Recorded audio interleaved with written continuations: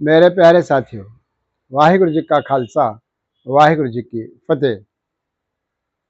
आज वह सौभाग्य से भरा हुआ दिन हमारे जीवन में चढ़ा है जब आनंदपुर साहब और सचखंड तखत सचखंड श्री हजूर साहब में होला मोहल्ला बड़े प्यार, उत्साह और जोश के नाल मनाया जा रहा है। सबसे पहले मैं होले महल्ले की आप सभी गुरुमुख प्यारों को लख लख बधाई देता हूँ। होली के अंदर जो विकृति आ गई थी उसको दूर करके साहब श्री गुरु गोविंद सिंह जी महाराज ने खालसे के लिए होला मोहल्ला खेलने का प्रावधान किया है, जिसके अंदर शस्त्र विद्या का प्रदर्शन, शक्ति का प्रदर्शन, शालीनता का प्रदर्शन, संयम का प्रदर्शन इत्यादि जो गुण हैं वो खालसे को सिखाए हैं। बड़े जोश और उत्साह से यह मोहल्ला मनाया जाता है, खेला जाता है। आओ हम लड़ीवार विचार की तरफ जुड़ें। 16वीं अष्टपदी की दूसरी पौड़ी का विचार आज हम करेंगे, जिसके अंतर पौड़ी इस प्रकार से आरंभ है। मनसा पूर्ण शरणा जोग, वह प्रभु सबकी मनसा का अर्थ है मन की इच्छा, मन की ख्वाहिश, उसको वो पूरी करने वाला है। शरणा जोग शरण देने वाला है।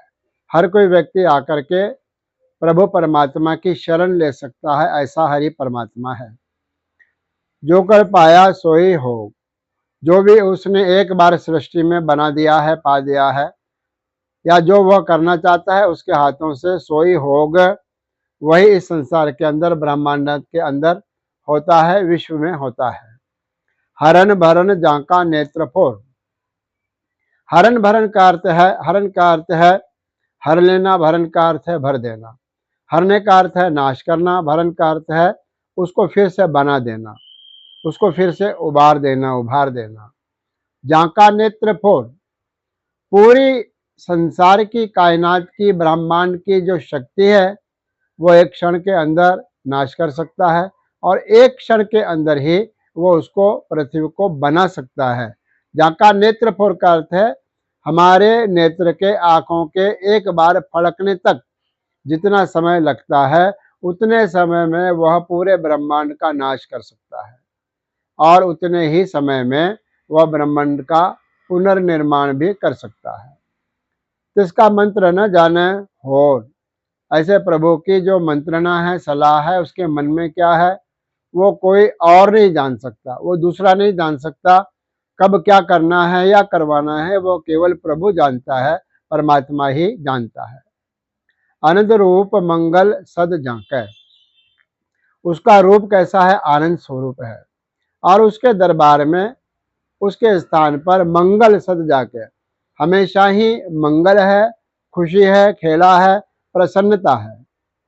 सर्व थोक सुनिए घर ताके, और ऐसा सुना जाता है कि उसके घर में सर्व थोक, थोक का अर्थ है सारे ही पदार्थ, सारे सुख सुविधाएं, सुनिए घर ताके, उस प्रभु परमात्मा के घर के अंदर पाए जाते हैं, ऐसा सुना जाता है। फिर कहते हैं राज में राज, जोग में जोगी, वह राजाओं के अंदर महान राजा है और योगियों के अंदर वह परम योगी है, महान योगी है। वह जहां पर भी है उनसे महान है। अगर वह राजाओं में है तो महान राजा है, वह योगियों में है तो महान योगी है। तप में तपस्वर, ग्रस्त में भोगी, अगर वो तपस्वियों में बैठा है तो सबसे महान तपस्वी वही है और वह ग्रस्त में है तो वो सबसे महान भोगी भी वही है। ग्रस्त को भोगने वाला भी वही है और तप को करने वाला भी वही है। फिर कहते हैं ध्याय ध्याय भक्त सुख पाया, ऐसा जो परमात्मा है उसको ध्या करके, सिमरन करके, उस परमात्मा की भक्ति करके सभी ने सुख पाया है। भक्त सुख पाया, जो उसके भक्त है, जो उसके सेवक है, जो उसके दास है, जो गुरमुख है, प्यारे है, गुरसिख हैं, इन सभी ने परमात्मा के नाम का सिमरन कर करके परमात्मा के दिए हुए सुखों को प्राप्त किया है।